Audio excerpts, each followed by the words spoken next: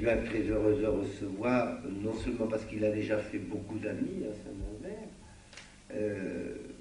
mais aussi parce que il a laissé à la maison de très beaux textes que nous avons aujourd'hui le bonheur de pouvoir présenter au public. Puisque les deux premiers volumes de publication de la maison apparaissent aujourd'hui, donc les textes de Giuseppe Conte, notamment le manuscrit de Saint-Nazaire, et le texte de Miguel de Francisco, que beaucoup d'entre vous ont sans doute connu également. Alors, le nouvel ancien et le récent ancien, puisque en même temps où voilà, nous quitte aujourd'hui, après un séjour de 2 mois à Saint-Nazaire, qui je crois a été riche pour lui. Il nous en parlera, je pense, tout à l'heure. Alors, à côté de Hugo Rolla, il y a notre ami René Kéridiac qui l'a traduit. Et donc les textes que nous aurons l'occasion de lire sont traduits par René Kéridiac.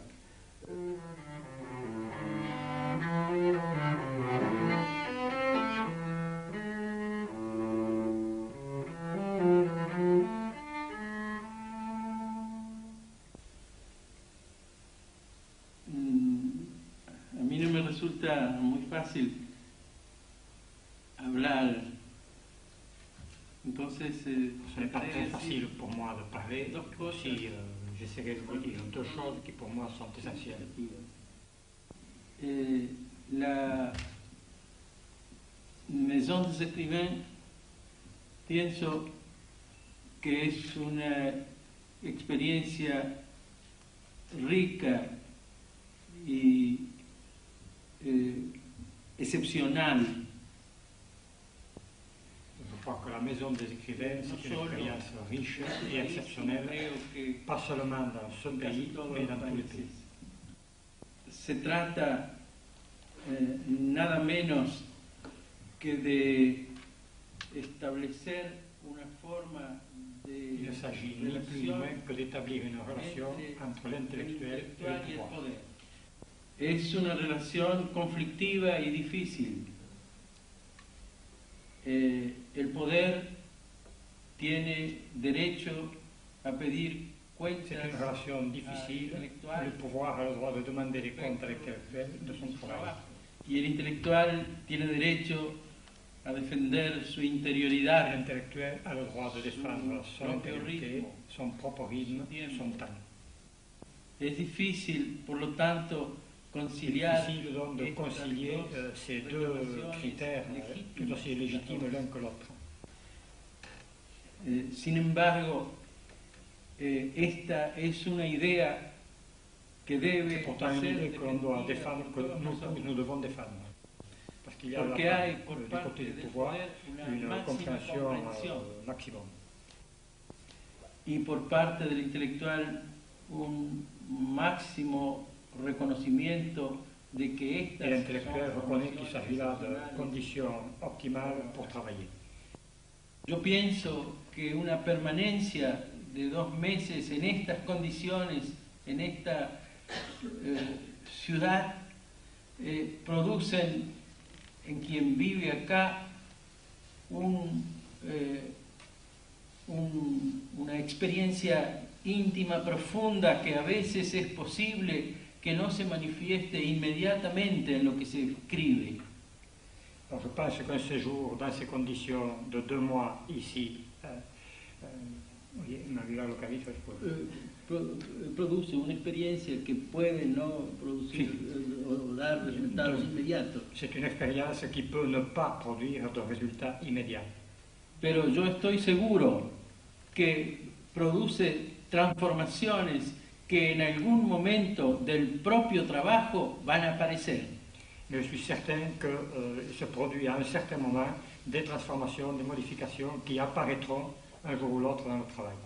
Es una experiencia afectiva, es una experiencia intelectual, es una experiencia vital que necesariamente va a ser recogida en la obra de quien esté trabajando.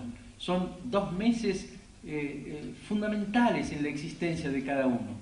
Y yo espero que en el futuro todas estas sensaciones, todos estos informes de la vista y del oído recibidos durante este tiempo, todo el afecto que he recibido durante este tiempo, aparezcan de alguna manera en lo que yo escriba. Bon, là, ce sera un résumé. Hein? C'est un peu c'est une expérience affective, intellectuelle, vitale, et où je pense qu'un jour ou l'autre, ça se transmettra dans son travail. Alors le résumé est un peu court, c'était plus long, mais c'est le sens général. C'est bien. C'est seulement ce que je vais dire.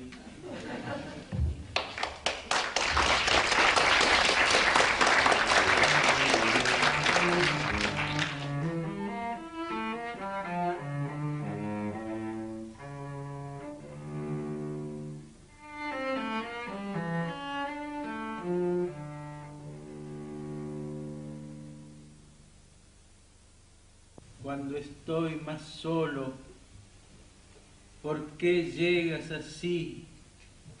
Cuando me rodean solamente estos asientos vacíos y estos espejos que devuelven el color de mis ojos. ¿Por qué me tomas en tus alas y te apoderas de mí? Pourquoi maintenant que je suis si seul? Pourquoi viens-tu ainsi alors que ne m'entourent que sièges vides et miroirs, où se reflète la couleur de mes yeux? Pourquoi me prends-tu dans tes ailes étant partout de moi?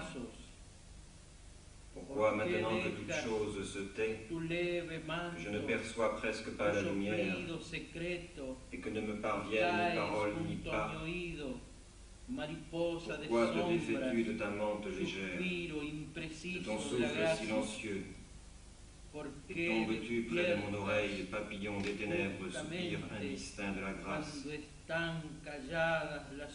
Pourquoi t'éveilles-tu justement quand se taisent feuilles et oiseaux, et que l'ample livre du soir est ouvert? Oh sí, este tiempo, todas las manos juntas. Oh sí, esta claridad que me viene. Aussi tout ce temps en mains jointes. Aussi la clarté qui me parvient de toutes les pierres, de la poussière. Sombre et me frappe de toute sa lumière. Laisse-moi, mon cœur, ne me tourmente pas. Le temps atténue le feu. Le temps mûrit malgré tous les vents. Ne m'écoute pas aujourd'hui, mon cœur. Donne-moi quartier libre, ne me cingle pas de ta voix opaque. Ô mon temps, laisse la pureté sur mon front. Ne taillade pas ce visage si timide qui est le mien. Me voici, en pleurs. Mais une nouvelle communion s'élève, malgré la fumée et la nostalgie.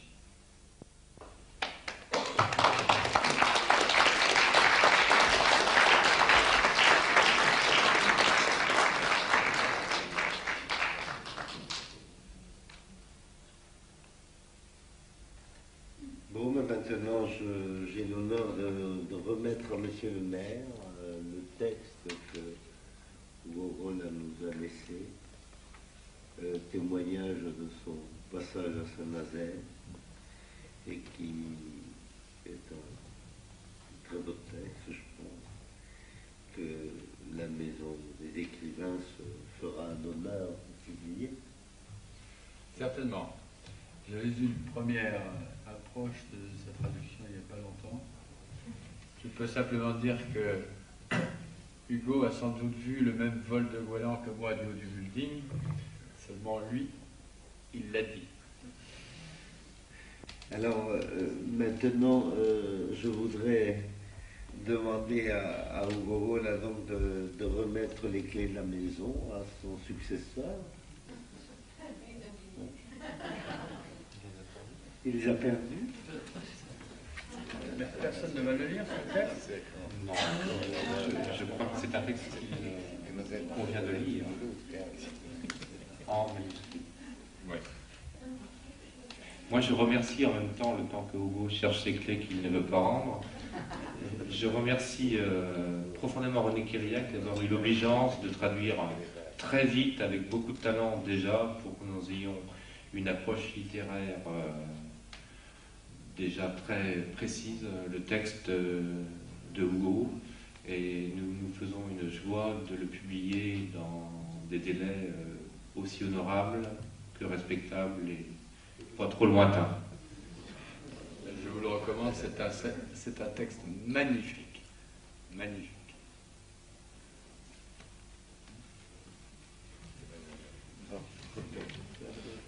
Non, il se trouve que vous n'en avez pas. Je ne donne pas la clé. Je vais rester ici.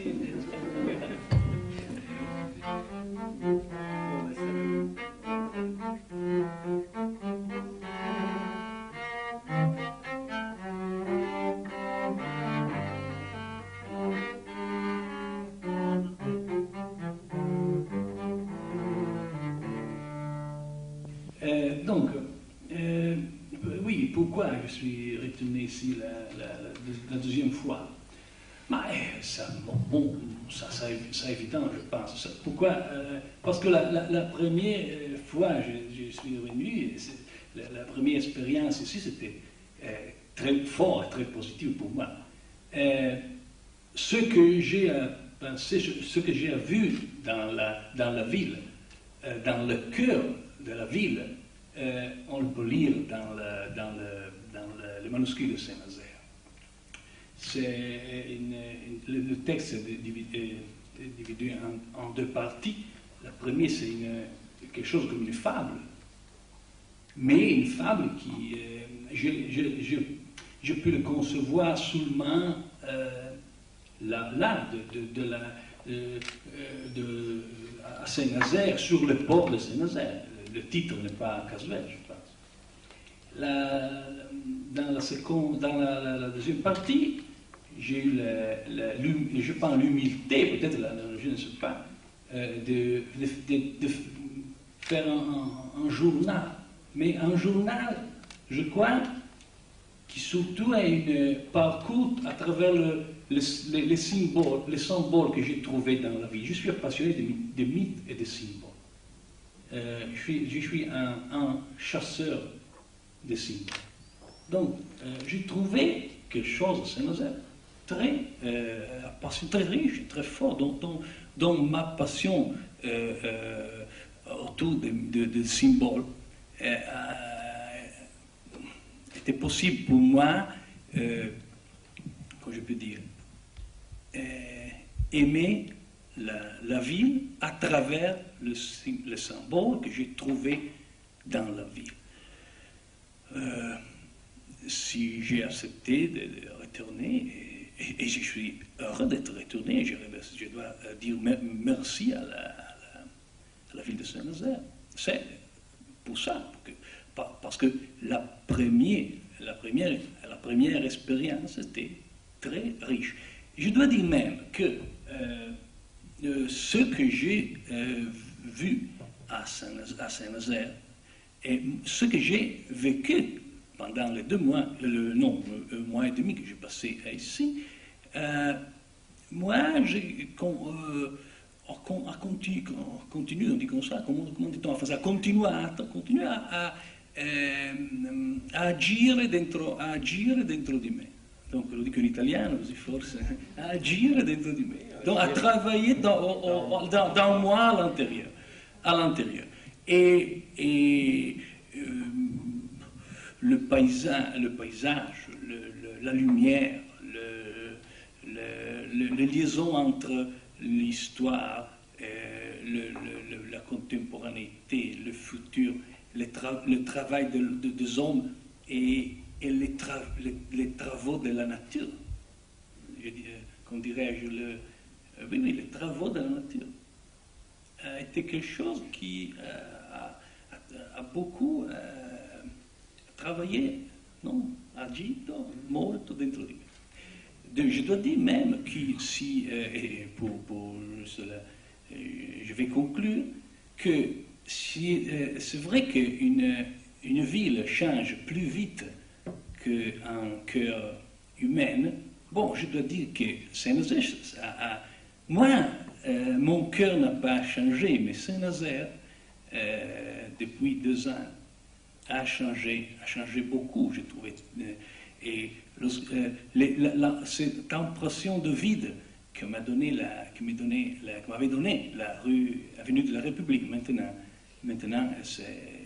a complètement changé et bouleversé. Merci à vous, merci à Saint-Nazaire. Maintenant, je vais lire, nous disons quel texte de L'Océan et l'Enfant, c'est le livre de poèmes qui a été traduit par Jean-Baptiste Parra et qui a été publié maintenant chez Arcane 17.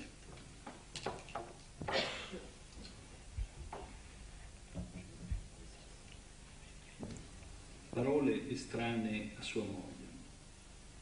Saranno state le 2, le 3. Paroles étrangères à sa femme.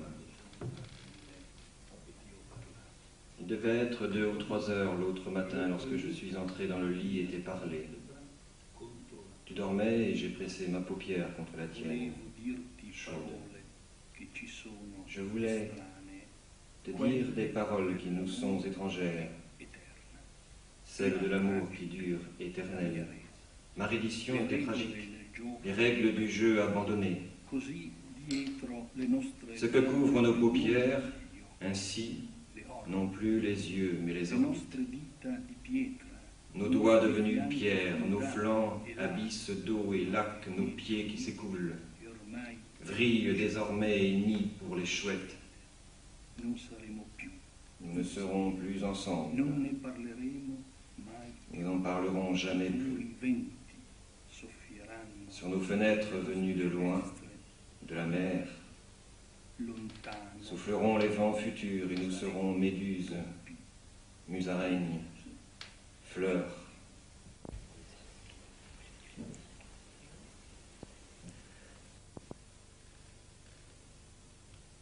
Entre pommettes et pupilles, je porte des nuits, des touffes de ronces. Creusée de sillon, cette peau ne m'appartient pas, ni ces longs cils de cendre qui flottent dans les airs, ces paupières effondrées. J'ai des pluies sous la nuque, ma bouche haute sur mon crâne et cratère. La lave rejoint les lèvres, les franchit. Ces cheveux fossiles ne m'appartiennent pas, ni ces longs cils de cendre, ce menton de coquillage. Les précipices de ma poitrine sont rochers de quartz, gîtes pour les serpents, pluie d'écailles du désert, et mes flancs sont dunes qui se fendent, bas-fonds maintenant, plaines et barrières d'algues, mobiles, agitées par les courants.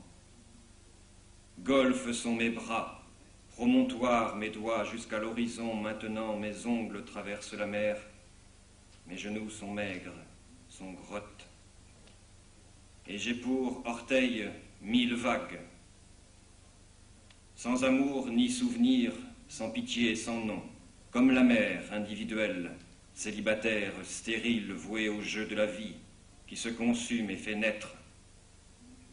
J'apparais. Il n'est pas de monde au-delà de mes nouvelles mains ouvertes, de mes nouveaux pieds qui s'élancent. Ils sont terre, ils sont herbe, ils sont les premiers palmiers, les premiers hauts plateaux, ils sont le matin, le cri du pavot sauvage qui veut éclore. Moi aujourd'hui, moi fleur, moi pierre, nuit, lumière. Je me dresse dans le ciel, cheveux rouants de nuages.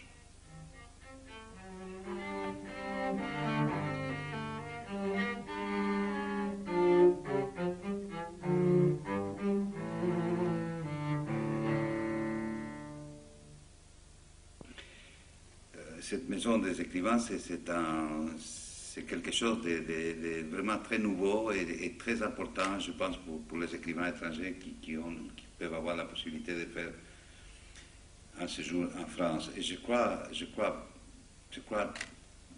très fermement à ce qu'ils ont dit, Giuseppe Conte et Ugo Gola, que ça leur a laissé des impressions qui ont non seulement avoir une importance dans leur œuvre, mais aussi dans leur vie. Je pense qu'il y a pour les écrivains qui viennent ici, je l'ai pensé tout à l'heure, sans doute quelque chose d'inattendu dans le fait de venir à une ville qui finalement elle est inconnue en Argentine. Par exemple, je parle des poètes argentins, des écrivains argentins qui sont venus, Ricardo Piglia, Ugo Gola, qui viennent vraiment à l'autre bout du monde, d'une certaine façon, et ils retrouvent une expérience qu'ils ne s'attendaient pas d'abord à faire, et après qu'ils ne s'attendaient pas à que cette expérience ait les caractéristiques qu'elle a. Je peux le dire, je peux parler de Ricardo Piglia parce que je parlais avec lui après son passage à Saint-Nazaire, et je connais assez Hugo pour savoir quel est son sentiment parce qu'en plus il me l'a répété souvent quand on a parlé ces derniers temps. Je crois que c'est une expérience très importante. La seule chose que je souhaite, c'est que cette entreprise continue longtemps, non seulement parce qu'elle sera fructueuse, enrichissante pour la ville, mais aussi parce que vous allez s'aimer un petit peu partout dans le monde des images de votre ville, et vous allez laisser aussi des souvenirs de votre ville dans des gens qui seront très loin. Vous savez, la littérature argentine, elle était faite au XIXe siècle. Avant qu'il y ait une littérature argentine, elle a été faite par des voyageurs. On appelle les voyageurs des gens qui passaient par l'Argentine parce qu'ils étaient des commerçants, des géographes. Il y a eu des scientifiques, des hommes de sciences comme Darwin, par exemple, qui sont passés en Argentine, et même des espions. Et dans tous ces rapports, il y a dans toutes les langues européennes, il y a des images de l'Argentine qui miroitent un petit peu dans le monde, dans plusieurs langues. Et je dois dire une chose, même pour des gens qui étaient au départ hostiles au pays qu'ils allaient visiter, cette expérience de l'étranger a laissé une image ineffaçable. Je suis sûr que c'est le cas pour tous les gens, pour tous les écrivains, tous les artistes qui vont passer ou qui ont déjà passé par cette maison. Moi, comme j'en profite un petit peu, disons, un biais, moi aussi je vous remercie de tous ces moments qu'on a passés à Saint-Nazaire.